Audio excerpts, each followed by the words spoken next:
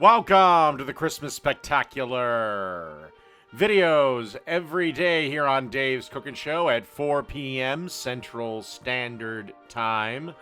Don't forget to like, share, and subscribe, as 80% of you are not subscribed. Also, don't forget to click the bell notification. All right, today we have a wonderful little drink for your Christmas party. It's called the Winter Paloma.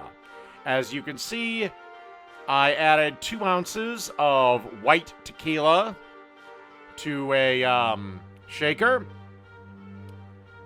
To that, I'm going to add 3 ounces of grapefruit juice.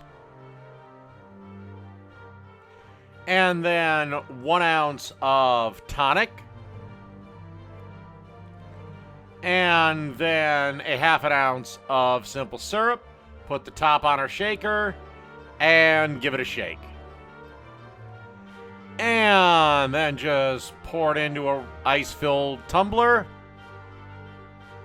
And that's that. Winter Paloma. Done.